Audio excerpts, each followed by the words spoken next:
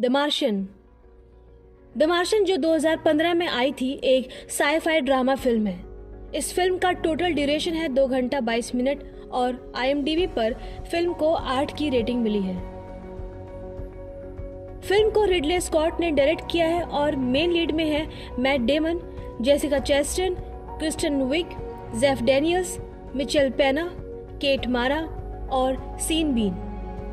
और $108 मिलियन में बनी इस फिल्म का बॉक्स ऑफिस कलेक्शन रहा है $630.2 मिलियन अमेरिकन डॉलर। फिल्म की शुरुआत में कुछ अंतरिक्ष यात्री मंगल ग्रह पर दिखाई देते हैं जो इसकी धरती यानी सॉइल पर कुछ प्रयोग कर रहे हैं। वे धूल के नमूने एकत्र कर रहे हैं। तभी उन्हें खबर मिलती है कि यहाँ धूल भरी आंधी चलने वाली है और उन्हें तुरंत अपने अंतरिक्षयान में जाना होगा। अब वे सभी अंतरिक्ष यात्री वहां से अंतरिक्षयान की ओर बढ़ने लगते हैं। उन अंतरिक्ष यात्रियों में से एक के साथ कोई चीज टकरा जाती है जो वनस्पति शास्त्री भी थे, तो वह वहीं रुक जाता है और वह रेत के तूफान में खो जाता है। सभी अंतरिक्ष यात्री अंतरिक्षयान से उससे संपर्क करने की कोशिश कर रहे हैं, लेकिन कोई फायदा नहीं होता, न ही उन्हें खोजने की हिम्मत आती है। अब वे सभी सोचते हैं मार्क शायद इस दुनिया में जीवित नहीं रहे, इसलिए वे उस जगह को छोड़ देते हैं। मंगल ग्रह पर हम देखते हैं कि मार्क अभी भी जीवित है। उसके पेट में रॉड लगी है। इसे निकालते समय उन्हें काफी दर्द हो रहा है और चलते चलते वे किसी तरह उस शेल्टर में चले जाते हैं जिसे अंतरिक्ष यात्रियों द्वारा बनाया गया था। वहां जाकर वो उस रॉड को बॉडी से बाहर निकालते हैं, लेकिन वह यह सोचकर भी चिंतित है कि वह अन्य अंतरिक्ष यात्रियों से कैसे संपर्क करेंगे, क्योंकि अब न ही अंतरिक्षयान है। क्या वे जीवन भर मंगल पर रहेंगे? इस रेतीले तूफान के कारण उसके पास कोई हथियार नहीं है। वह जानता था कि अगला लैंडेड स्पेसशिप 4 साल बाद यहाँ आएगा और 4 साल का समय काफी लंबा होता है और उसके पास इस समय अवधि के लिए पर्याप्त भोजन भी नहीं है। वह अपनी सांस भी खो सकता है, तो उसे जिंदा रहने के लिए कुछ ना कुछ करना होगा। वह यहाँ योजना बनाना शुरू करता है। उसके पास कुछ आलू है। वह उनका उपयोग करके और अधिक आलू उगाना चाहता था और सभी अंतरिक्ष यात्री भी इस ग्रह की धरती पर यही प्रयोग कर रहे थे। मार्क अपनी डायरी नोट्स बनाना शुरू करता है और वह बाहर जाकर खेती शुरू करता है जिससे वो आलू उगा सके। लेकिन मुख्य समस्या ये थी कि यहाँ मंगल ग्रह पर पानी नहीं था और यहाँ बस एकमात्र वही पानी है जो अंतरिक्ष यात्रियों द्वारा यहाँ लाया जाता है, जो यहाँ जीवित रहने के लिए ही पर्याप्त था। एक वनस्पति शास्त्री होने के नाते मार्क को यह ज्ञान था कि जल कैसे उत्पन्न किया जा सकता है और उन पर कैसे खेती की जा सकती है। इसलिए वह ऑक्सीजन परमाणु के साथ हाइड्रोजन को मिलाकर और जलाने के बाद पानी का उत्पादन करने की कोशिश करता है। लेकिन पहले ट्रायल पर एक बड़ा धमाका होता है, क्योंकि वो उस ऑक्सीजन को सही से कैलकुलेट नहीं किया जो वह वहां से लाया था। अगले प्रयास में जब वह फिर से पूरी ऑक्सीजन को मापने की कोशिश करता है तो यहाँ पानी बनना शुरू हो जाता है। अब मार्क उस जगह पानी पैदा करता है जहाँ उसने उस पौधे को मिट्टी में लगाया। वह पौधा कुछ ही दिनों में कुछ हद तक बढ़ जाता है और जमीन से बाहर आता है। मार्क इसे देखकर खुशी महसूस करता है। उसे जीवन की आशा मिलती है और उधर दुनिया में ये घोषणा की जाती है कि मार्क इस दुनिया में नहीं बचा। उनका अंतिम संस्कार भी कर दिया जाता है। फिर नासा एजेंसी में एक लड़की सैटेलाइट में देखती है तो उसे मार्स पर कुछ हलचल दिखाई देती है। वो उपग्रह की छवियों का अवलोकन कर रही होती है। वे वहां पर देखते हैं कि कुछ उपकरण अब उस जगह पर नहीं है जिस जगह वो थे, बल्कि वो किसी और जगह शिफ्ट कर दिए गए हैं और ये काम कोई इंसान ही कर सकता है। इसलिए वो अंदाजा लगाती है कि मार्क अभी भी जीवित है, क्योंकि वहां रखे उपकरण को दूसरी जगह शिफ्ट कर दिया गया और ये सोलर पैनल है जिन्हें मार्क द्वारा शिफ्ट किया गया है। वह लड़की अपने सीनियर्स को बताती है और वे भी जान जाते हैं कि मार्क अभी भी जीवित है। लेकिन वे उसे बताते हैं कि अगर वे मार्क को बचाने के लिए मंगल की यात्रा करते हैं तो हमारे यहाँ पहुँचने से पहले ही वो फूड की कमी के चलते मर जाएंगे। और यह एक हकीकत भी है। इसके विपरीत वहाँ ऊपर मार्क चिंतित होने के बजाय तरीके ढूंढ रहा है कि एक नया प्रोजेक्ट जो 4 साल बाद यहाँ शुरू किया जाएगा, और जिस जगह इसे शुरू किया जाएगा उसे उस जगह तक पहुँचने के लिए 50 दिनों की जरूरत है, और वह पहले ही यहाँ 70 दिन बिता चुके हैं। इसलिए समय बर्बाद करने के बजाय उस स्थान पर पहुँचना बेहतर है। लेकिन वो जगह यहाँ से 2500 किलोमीटर की दूरी पर है, जो यहाँ से बहुत दूर है, और उसके पास जो गाड़ी है वह सोलर पैनल से चलती है और यह 35 किलोमीटर से अधिक की दूरी को पार नहीं कर सकता। इसके बावजूद मार्क के पास यह आखिरी विकल्प है। उधर पृथ्वी पर हम देखते हैं कि नासा के सभी सदस्य तय करते हैं कि वे मंगल पर मार्क के लिए पानी और भोजन भेजने के लिए एक अंतरिक्ष यान का निर्माण करेंगे। ये पूरे 1 साल में मंगल पर पहुंच जाएगा। लेकिन मार्क वहां पहले से ही बहुत सारे आलू उगा चुका था और सौभाग्य से वे आलू बड़ी संख्या में थे। लेकिन मार्क जानता था आलू के इस भोजन पर वह कितने समय तक जीवित रहेगा। उसे किसी न किसी तरह से उनसे संपर्क करना ही होगा। मार्क उस स्थान पर पहुंचता है जहां कैमरा उपलब्ध है। यह एक ऐसा कैमरा है जो पृथ्वी पर मार्क की तस्वीर नासा को भेज सकता है, और वह वहां 3 बोर्ड लगाता है।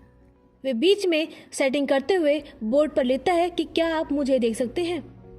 वे बाएं बोर्ड पर नहीं और दाएं बोर्ड पर हाँ लिखता है। जब नासा के सदस्य इसे देखते हैं तो वे पाथफाइंडर कैमरे को हाँ में ले जाते हैं। तो मार्क ये देखकर बेहद खुश होता है कि वो थैंकफुल है कि वे जानते हैं कि मैं जीवित हूँ।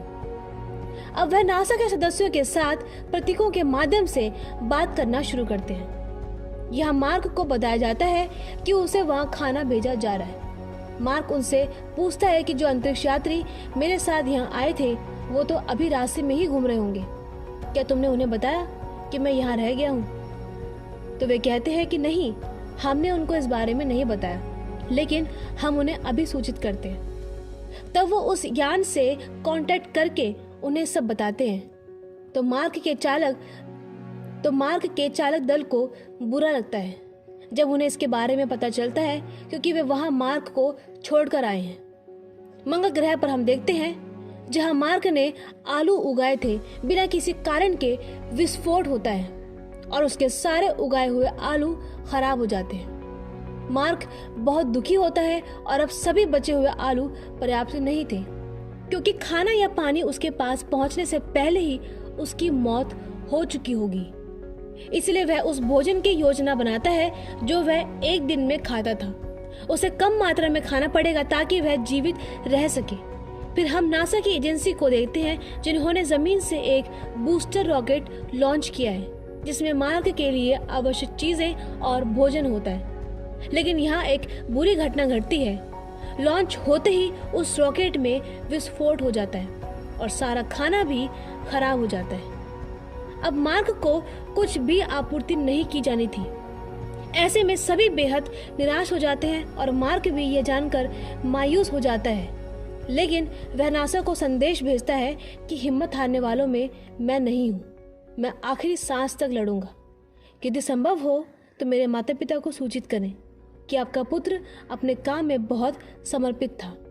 यदि वह अपना जीवन खो देता है तो वह बहुत संतुष्ट होगा कि उसने इसके लिए आखिरी समय तक संघर्ष किया और उसने एक सम्मानीय मौत को गले लगा लिया। अब नासा की एजेंसी ने चीन से मदद मांगी, इसलिए चीन उनका समर्थन करने के लिए तैयार हो जाता है।